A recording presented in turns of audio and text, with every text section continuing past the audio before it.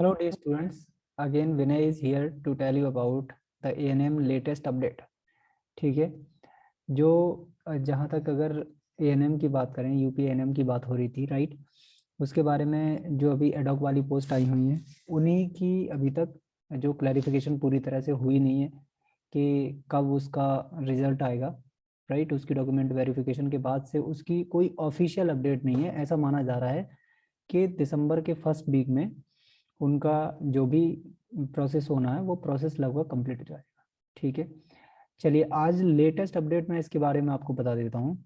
Actually हुआ क्या है कि उत्तर प्रदेश अधीनस्थ सेवा चयन आयोग पिकअप भवन तलीय तल गोमती लखनऊ, मतलब 9 को ये ऑर्डर निकला था कि जो फाइनल जगह आई हैं, ठीक है, ये एडॉक वाली जगह की बात नहीं हो रही है, राइट। हम लोग बात कर रहे हैं जो 9000 वैकेंसीज थी, 9000 प्लस वैकेंसीज जो थी परमानेंट वैकेंसी, ठीक है, उनकी बात हो रही है, राइट।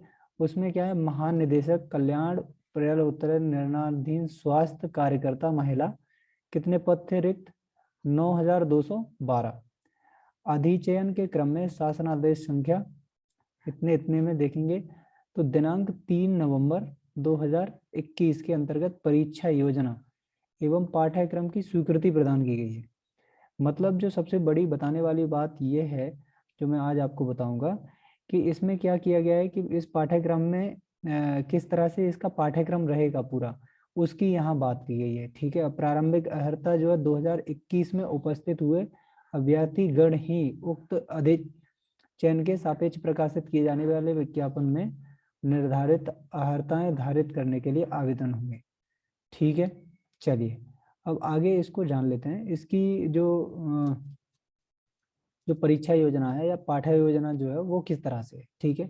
इसका जो एग्ज़ाम होगा वो विषयगत एग्ज़ाम होगा, मतलब इसमें जीएस जो आ रही थी पहले, जीएस का कुछ भी पार्ट नहीं होगा, मैथमेटिक्स का कोई भी पार्ट नहीं होगा, इंग्लिश का कोई भी पार्ट जो है वो नहीं होगा, और बाकी मतलब एक्सेप्ट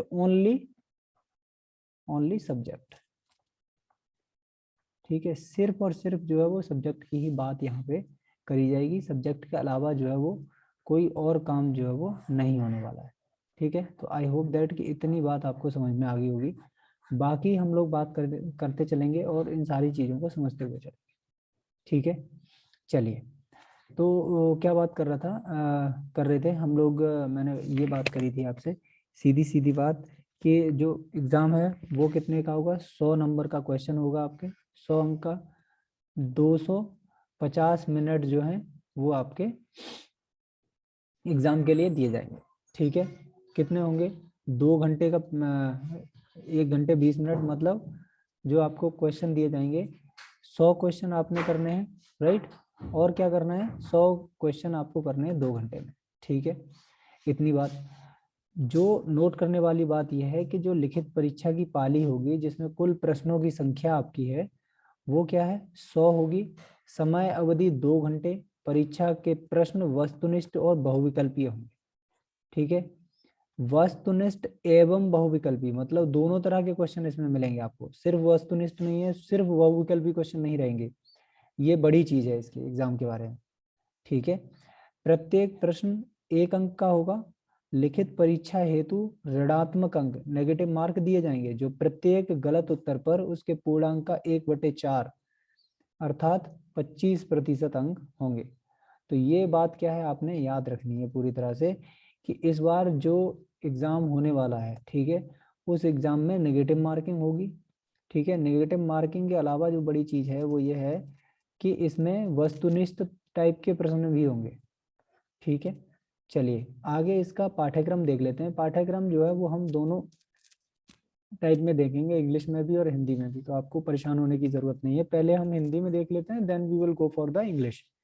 ठीक है, स्वास्थ्य के निर्धारक तत्व इसमें पूछे जाएंगे। ठीक है, दूसरा भारतीय स्वास्थ्य समस्याओं को बाह्य रूप से योजनाएं जो जो चल रही हैं उनकी बात करी जाएगी। देन एससी, ठीक है, पीएससी, सीएससी, जिला अस्पताल का संगठन, ठीक है, उसके बारे में कि जैसे गांव के विलेज स्तर क्या है, विलेज के स्तर पे हो गई। ठीक है, फिर ब्लॉक, देन डिस्ट्रिक्ट, ठीक है, तो इन सारी चीजों की बात जो है इसमें करी जाएगी। देन स्वास्थ्य सेवाएं संगठन WHO किस तरह से, WHO के कितने इनिशिएटिव्स हैं जो चल रहे हैं, ठीक है, यूनिसेफ के बारे में, UNPE के बारे में, UNDP के बारे में, विश्व बैंक, FAO आप क्या हो गया, डेनिडा हो गया, और यूरोप आयोग, रेड क्रॉस सोसाइटी के बारे में भी इस बार आपको क्वेश्चन देखने को मिलेंगे। अमेरिकन हेल्प जो दी जाती है वो, UNESCO, Colombo plan, ILO cares, ये इतनी सारी चीजें जो है वो आपको अच्छी तरह से पढ़नी पड़ेंगी, क्योंकि वस्तुनिष्ठ टाइप के क्वेश्चन भी आपको मिलेंगे। Then red cross society Indian council, ठीक है, चाइल्ड वेलफेयर मतलब red cross society, Indian red cross society मतलब रेड क्रॉस सोसाइटी जो है वो वर्ल्ड वाइड काम करती है, ठीक है, और इस पे दोनों तरह से आपने पढ़ना है कि इंडिया में किस तरह से इसके जो वर्किंग सेशंस चल रहे हैं, ठीक है, उसके बारे में आपने पढ़ना है, और इंटरनेशनल लेवल पे भी इसका क्या इनिशिएटिव है उसके बारे में भी आपने स्टडी करनी है, ठीक है। Then family planning association of India, स्वास्थ्यकर्ताओं के कार्य और दायित्व के बारे में आपने पढ़ना है, ठीक है। देन हम मूव करते हैं, चलिए फिफ्थ क्या है, ANM के लिए आचार संहिता क्या है, समुदाय में लोगों की सलाह, स्वास्थ्य कार्यकर्ताओं की भूमिका, स्वास्थ्य के लिए पोषण की आवश्यकता, पोषण, बीमारी और आपसी संबंध, ठीक है। देन खाद्य पदार्थों के आधार पर वर्गीकरण क्या है, ठीक, विभिन्न आयु वर्ग के लिए संतुलित आहार क्या है, संतुलित आहार मतलब बैलेंस डाइट, विटामिन और खनिज की कमी से होने वाले रोगों के बारे में बात करनी पड़ेगी आपको, ठीक है। देन 5 वर्ष तक के बच्चों का पोषण क्या है उसके बारे में, पोषण में ANM, AFHW, आंगनबाड़ी और कार्यकर्ता की भूमिका के बारे में आपने पढ़ना पड़ेगा। देन मानव शरीर की संरचना और संरचना की प्रणाली और उनके वर्किंग, ये पर्सनैलिटी वो आपकी सैनिटाइजेशन के बारे में बात कर रहा है, ठीक है, स्वच्छता के बारे में। देन मानसिक स्वास्थ्य की अवधारणा, ठीक है, जो मेंटल हेल्थ है उसके कॉन्सेप्ट को आपको पढ़ना पड़ेगा, राइट। द मानव शरीर की स्वच्छता हो गई आपकी, मानसिक स्वास्थ्य की अवधारणा, संक्रामक रोगों से नियंत्रण, ठीक है, संक्रामक रोगों से नियंत्रण, तो क्या करना पड़ेगा इसमें आपको उसके लक्षणों के बारे में पढ़ना पड़ेगा, जो भी सिम्टम दिख रहे हैं उनके बारे में, ठीक है। देन अब आ जाते हैं सबसे इंपॉर्टेंट पार्ट में, ठीक है, इनको आपको बहुत ही डीपली पढ़ना है, इसको बहुत अच्छे से पढ़ना है, ठीक है। कौन कौन से रोगों के बारे में, लक्षण, बचाव और उपचार उनके, डिप्थीरिया है आपकी, काली खांसी, टिटनेस, पोलियो, खसरा, तपेदक, चिकन पॉक्स हो गया आपका, कंठमाला जिसको गलसुआ भी बोलते हैं, रुबेला, आंत ज्वर, hepatitis, rabies, malaria, dengue, filariasis, काला आजार, ठीक है। ट्रकोमा के बारे में आपने पढ़ेगा, नेत्र श्लेष्मक शोध, खुजली, ASTD, HIV, एड्स, एंसोफलाइटिस, लेप्टोस्पिरोसिस, ठीक है। फिर उसके बाद में तीव्र श्वसन का संक्रमण जो है वो,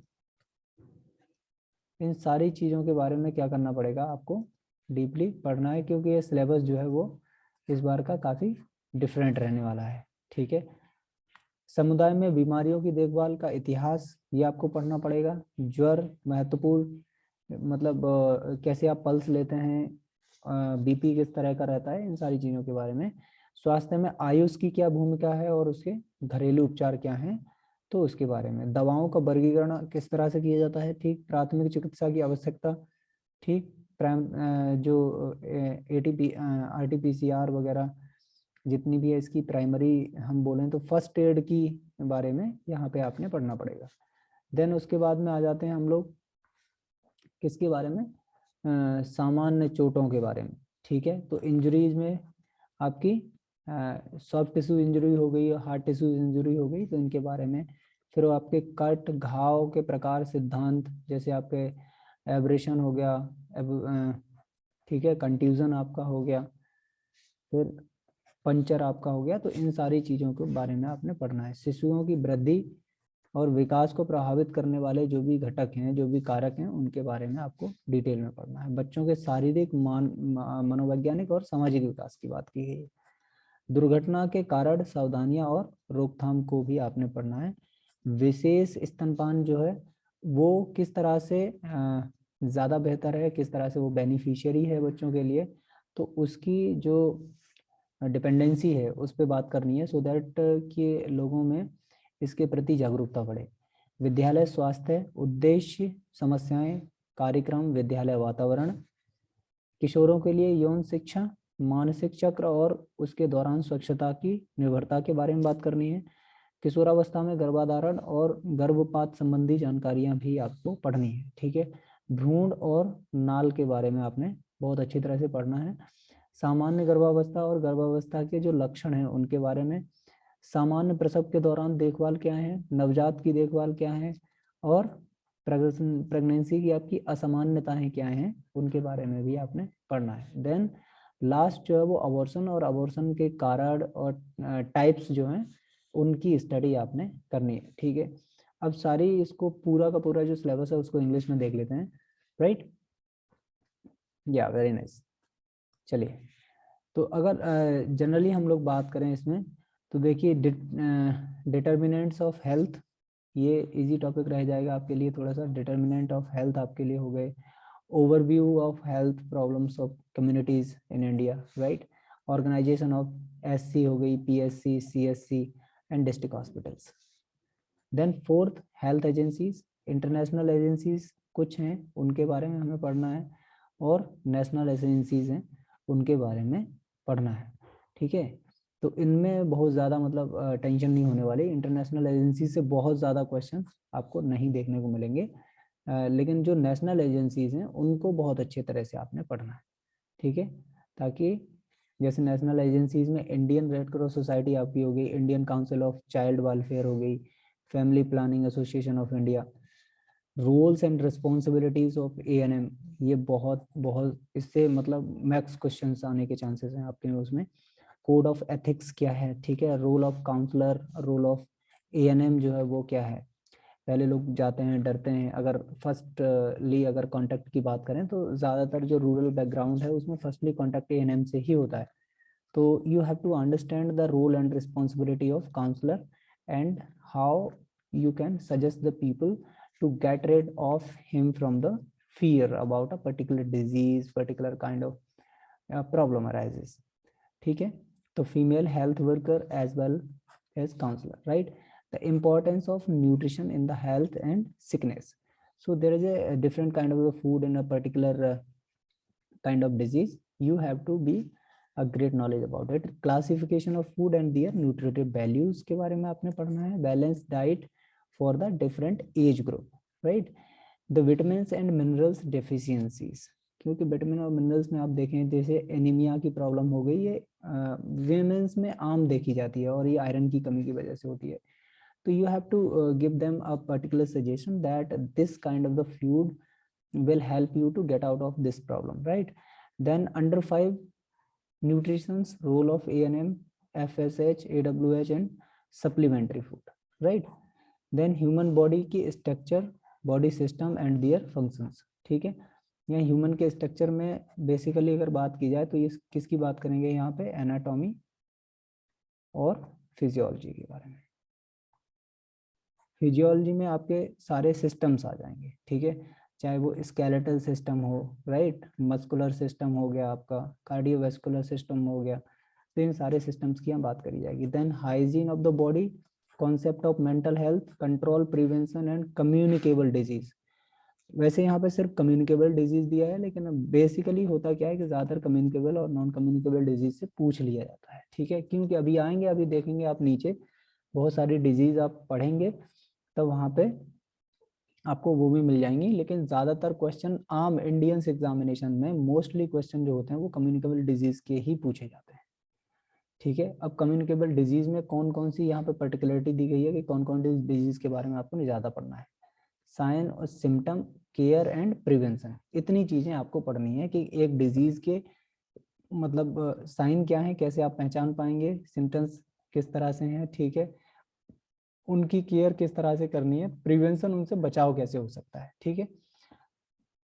कौन कौन सी डिजीज है, डिप्थीरिया आपकी हो गई, टिटनेस, पोलियो, माइलेटिस, ठीक है, मेजल्स आपका हो गया, tuberculosis, chicken pox, mumps, rubella, enteric fever, hepatitis, ठीक है, rabies, malaria, dengue, filariasis, kala azar, trachoma, conjunctivitis, scabies, STD, HIV AIDS और एकेनफेलाइटिस और लेप्रोस्पिरोसिस। एक्यूट रेस्पिरेटरी इन्फेक्शंस हो गया, डायरियल डिजीज हो गई आपकी, वॉर्न इन्फेक्सिस एंड लेप्रोसी।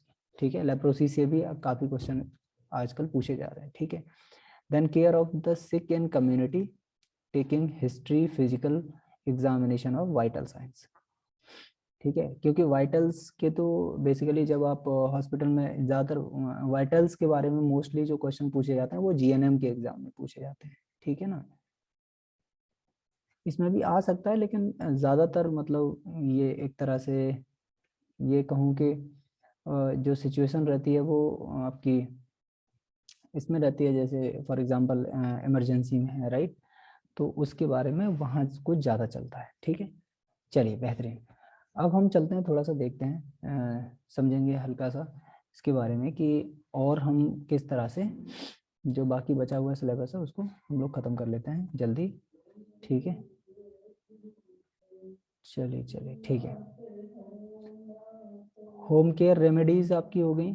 ठीक है, integrated concept practices of Ayush, इसको ठीक से पढ़ लेना है। Then classification of drugs form, need of first aid, right, major injuries and alignments आपके हो गए, कट्स एंड बूंड्स आपके हो गए। ठीक है, factor affecting growth and development of infants and childrens, right, okay already.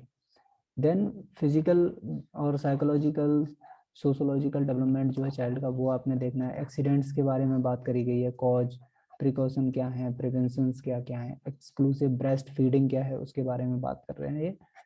Then school health programme जो है उनके बारे में आपने बताना है। And sexual education for the adolescents. ठीक है, मेंस्ट्रुअल और मेंस्ट्रुअल हाइजीन के बारे में बात करी गई है। Then adolescents pregnancy and abortion, right, foetus and placenta के बारे में आपने पढ़ना है और इसको ठीक से पढ़ लेना है। नॉर्मल लास्ट में अब 3 टॉपिक जो हैं ये नॉर्मल प्रेगनेंसी के हो गए आपके, साइंस सिम्टम्स क्या हैं, right, cure during normal labour, care of newborn baby, abnormalities during pregnancy, right, and final last topic क्या है, एब्जॉर्प्शन टाइप ऑफ अबॉर्शन। ठीक है, कॉजेज ऑफ अबॉर्शन जो है वो क्या है, क्योंकि आपने मालूम है पहले से ही कि हर एक पर्टिकुलर सिचुएशन में अबॉर्शन को अलाउ नहीं किया जा सकता। ठीक है, और ये जो है कंप्लीट सिलेबस है जो रिलीज किया गया है आपका UNHNM के थ्रू।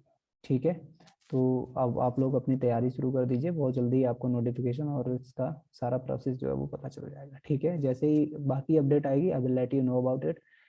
तो मिलते हैं अगली क्लास में, तब तक के लिए नमस्ते।